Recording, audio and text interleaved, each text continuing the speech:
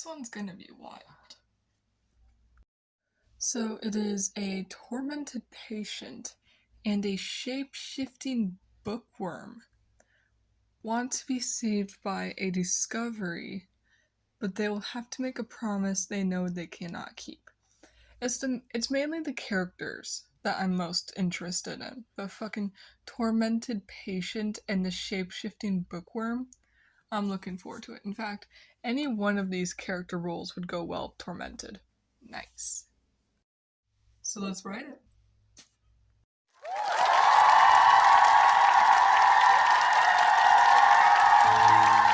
Hello everyone, and welcome to my week of creativity.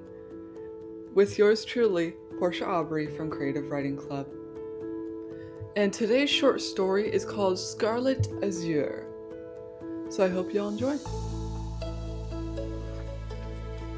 Not as hot as I thought it was. Perfect temperature. Finally, I'm back. I let out a gasp for air as my feet touch down on the ground and switch out from my eagle form, tossing a heavy bag onto my bed. I swear, the oxygen all the way up there is practically deadly. Huh? What? Huh? Henry screams, clutching at his head as he looks all around him. Hastily, I transform into a puppy and scurry over, and begin rubbing on his leg. It doesn't take long for him to pause for a moment, take a few deep breaths, then pick me up and placing me on his lap, scratching my ears.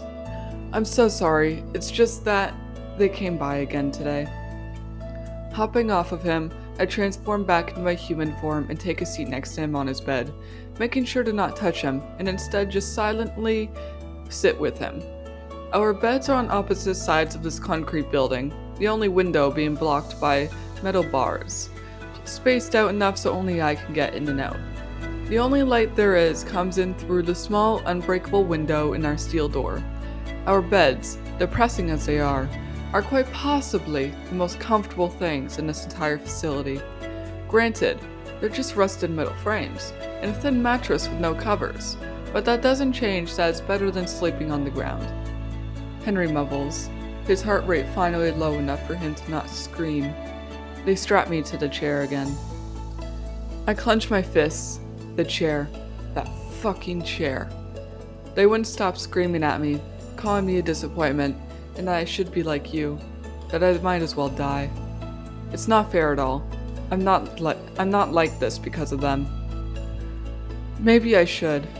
Breathing out through my nose, I rise up from his bed and march over to my own, moving around the bag that I had previously tossed and pulling out things with my back blocking his view to make sure he doesn't see. Like, I've been here longer than you, and yet nothing has changed for me. A lot has certainly changed for me, though, especially since you're by my side. Then, the squeaking of the mattress and frame, followed by a few weak, wary footsteps. I think I should just hit the Scarlet button next time. There it is. Grabbing onto a plastic container, I spin around and push into his chest, doing my best to force an uplifting smile. But I've never been the best with emotions. Outside of fictional stories, of course. Here, I got your favorite. He gives me a look of shock, and eyes sparkle for a moment, as though he's about to cry. I reach behind me with my free hand to grab a pair of chopsticks, placing them on top of his pack of sushi. Slowly, he raises his hands up and grabs onto the variety pack of sushi, then moves his head to the side to gaze behind me. Did you not grab yourself anything? No, I did. Doing my best to smile, but it probably looks horrifying. He smiles slightly and raises an eyebrow. Other than books? Turning my head to look behind me, I exclaim, "Oh, well, would you look at that? It appears to be only books. Oh, where has the food gone?" We look back at each other again, and I shrug. Oh well. 76. Go eat your sushi. You deserve it.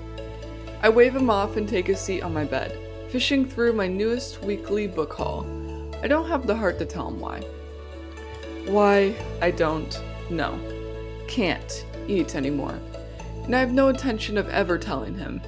That chair. They've been taking me to it every night now. All because I'm getting weak. He doesn't even know that my name is now supposed to be 42.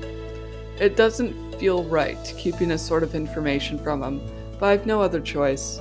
The truth would quite literally kill him.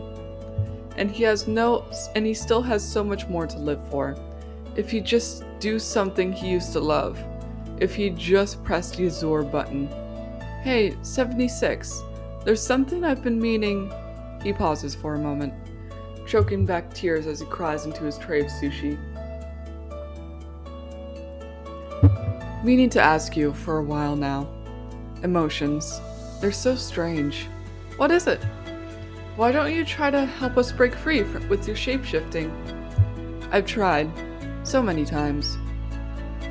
Because they've covered all of the bases. People can't see me out in public because of the chip in my skin, which is why I can only use self-checkout or steal. And I can't use it to fight the facility itself because there are so many limitations to my powers. I have, however, been doing little things here and there to try and contact the outer world, leaving notes and unpopular books with vague messages that are supposed to connect, but I can only do that like twice a year without getting caught. Hell, I've even been tried putting down fingerprints and such all around areas that I'd destroy, but after just 5 minutes it would all be repaired, with the memories of anyone who had seen my destruction being cleared. I really wish we could figure out a way out of here, he mumbles, chopping down on another piece of sushi. He appears to be eating much slower today. Energy must be zapped due to the chair. That fucking chair. If only people would just discover what's going on and try to do something about it. If only. But unfortunately, if people do figure out, then we'll all be killed in an instant to cover their tracks. Hey 76, can you please promise me something? What is it? I look up at him, folding my hands over top of my stacks of books in front of me. Promise me that we'll always stick by each other's side, no matter how gruesome things get. If only it were that easy. Forcing another horrific smile, I reply calmly, I promise. I hope you guys enjoyed this short story. I'll also be turning all of my short stories into a collection of short stories eventually. So yeah, that's the first short story. And I'll see you guys all tomorrow for the live stream for me publishing my next novel. The podcast birthday, because it's the 8th, which is tomorrow. Well, not tomorrow, as I'm recording this. Right now it's the 3rd.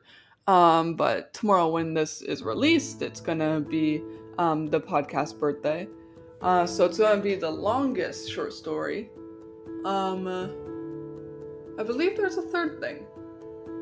Yeah, publishing a novel, podcast birthday, and yeah, extra podcast episode. But yeah, I hope you all enjoyed, and have a great rest of your days.